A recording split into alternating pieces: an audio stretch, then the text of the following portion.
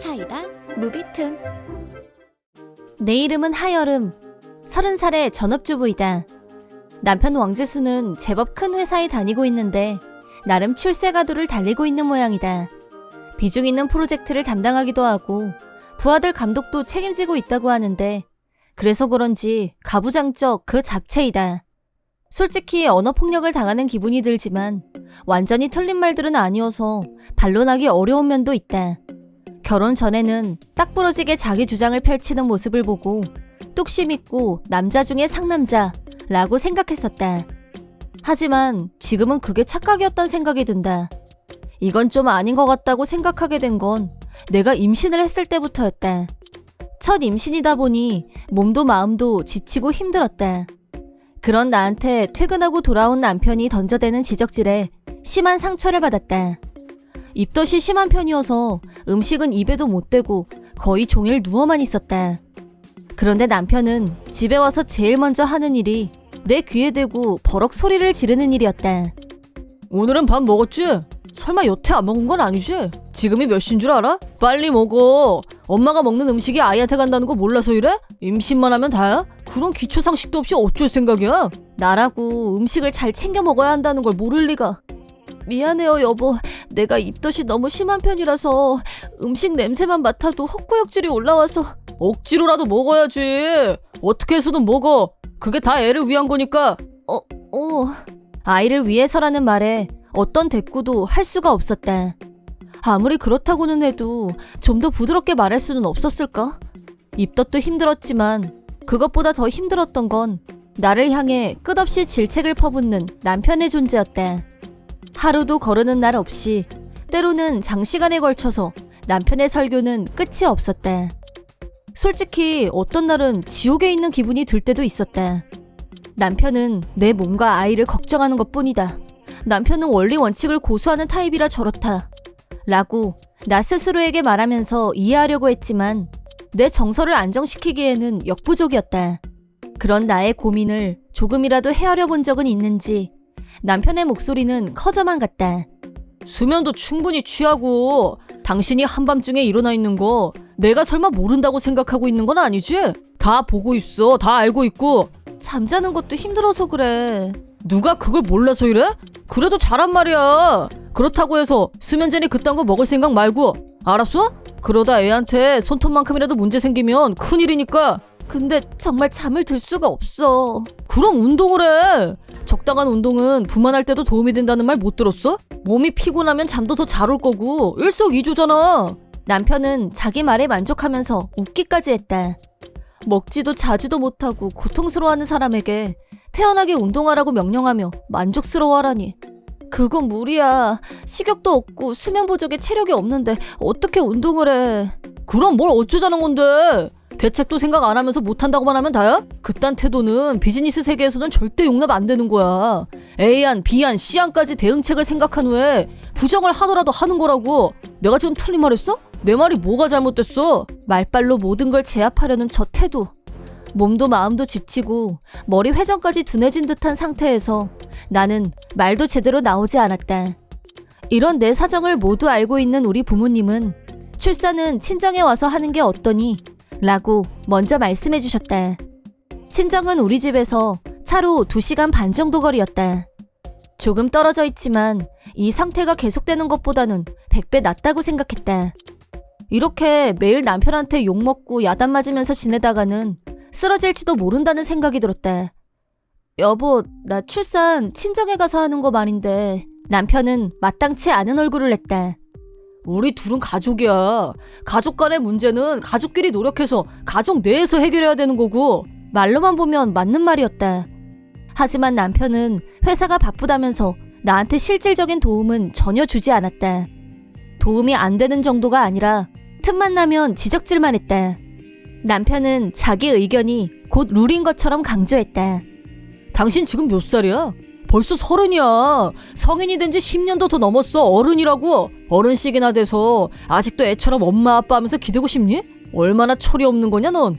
대체 네가 앞으로 엄마가 될 사람이란 자각은 있냐? 그런데도 나이 드신 부모님한테 기댈 생각이나 하고 있고 부끄럽지도 않냐고. 당신 말 다 맞는데 현실적으로 이대로 버티다가는 쓰러져서 입원할 것만 같다고. 나 그 정도로 힘들어. 친정에 가면 부모님이 챙겨주실 테니까. 입원이란 말을 들은 남편의 표정은 더 나빠졌다. 남편은 남들 시선을 굉장히 중요시하는 타입이었다. 입원이란 부정적 이미지가 출세에 좋을 게 없다고 생각했는지 내켜하진 않았지만 마지못해 동의했다. 힘든 상황에서도 부모님의 도움을 받은 덕분에 건강한 아이를 출산했다.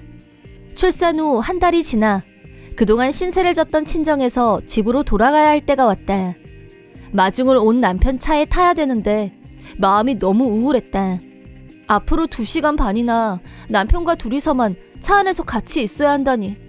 역시나 남편은 운전을 하면서 계속 명령조로 지시를 내렸다.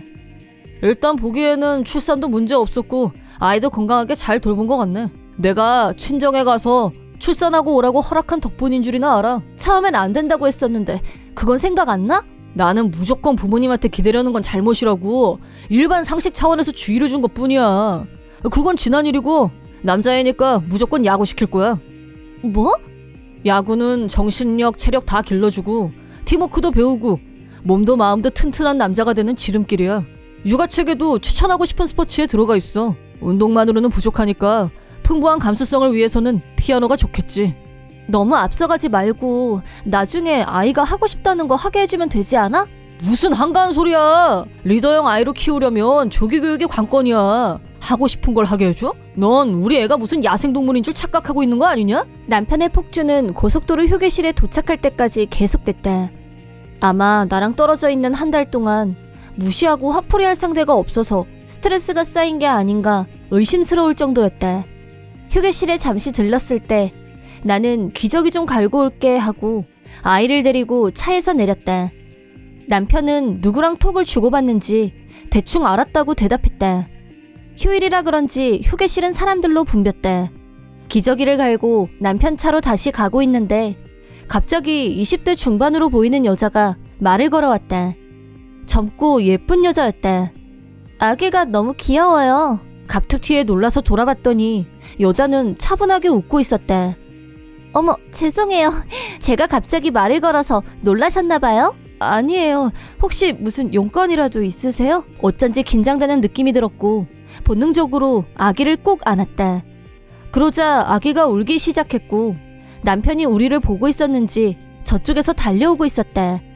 대체 화장실을 몇 시간이나 갔다 오는 거야? 남편은 내 옆에 있는 여자를 쳐다봤다. 그러자 얼굴빛이 갑자기 창백하게 변해갔다. 여자는 남편한테 친숙하게 말을 건넸다. 토끼 같은 자식에 미인한 애를 두셨네? 근데 세상 진짜 좁다. 왕재수 씨하고 이런 데서 다 만나다니. 완전 대박. 아까 톡에 고속도로 휴게실에 있다더니 그게 설마 여기였어? 남편이 이렇게 당황하고 안색이 창백해지는 건 처음 봤다. 친정에서 집으로 가는 도중에 이런 모습 처음이야를 경험하게 될 줄이야. 사람 일은 역시 모르는 거다. 말씀 많이 들었어요. 왕재수 씨가 자기가 관리를 안 하면 부인이 아무것도 못한다고 걱정하더라고요. 나이가 30이나 됐는데 출산 육아도 혼자 감당을 못해서 친정에 응석 부리고 있다고. 진짜 이해가 안 되네? 왜 나를 버리고 이런 여자한테 다시 돌아간 건데 왕재수 씨? 여자가 하는 말을 들으며 이 상황이 정리가 됐다. 바람 피웠어? 그렇다기보다는 당신이 임신해서 외로울 때 잠깐 몇 번 만난 것뿐이야. 근데 당신이 출산을 했으니까 이제 이런 관계는 정리하자 라고 딱 선을 그었어. 난 별로 잘못한 거. 그렇게 잘난 척하면서 날마다 설교를 늘어놓더니 정의야 상식에 화신인 양 굴면서 말이야. 뒤에서는 임신 중인 아내를 두고 바람을 피우고 다녔니? 역겨워. 인간 쓰레기. 아이는 점점 더 울고 대막장극이 펼쳐졌다. 결과는 이혼이었다. 이혼하면서 남편과 불륜녀에게 위자료 3천만 원씩을 청구했다. 이혼 조정을 하면서 전 남편이 사실은 집에서만 큰 소리치는 인간이라는 걸 알게 됐다. 아내, 아이, 자기보다 약하다고 생각되는 사람 앞에서만 강해지는 비열한 인간. 하지만 강자 앞에서는 약자가 되는 쫄보. 위자료 좀 면제해줘 라고 징징거리는 전 남편을 보면서 이렇게까지 찌질한 인간이었니? 바닥을 보여주네 라고 빅엿을 날려줬다. 그건 사상 최악의 기적적인 우연의 일치가 아니었나 싶다. 나한테도 전 남편한테도 지옥 같은 하루였을지도 모른다. 하지만 지금은 그 순간에 감사한다. 그때 그 기적이 없었다면 아마 나는 쓰레기 같은 인간하고 여전히 같이 살고 있었을 것이다. 전 남편은 회사에서도 정의의 사도인 양 굴었던 모양인데 이번 일이 알려지면서 양두구육 그 잡채라는 게 들통 신뢰가 바닥에 떨어졌다고 한다. 출세 코스에서 밀려난 건 물론 프로젝트 리더 자격도 박탈, 낙동강 오리알이 됐다. 이번 영상은 어떠셨나요? 재밌게 보셨다면 구독, 좋아요에 댓글까지 달아주시면 감사하겠습니다. 그럼 다음 영상에서 만나요.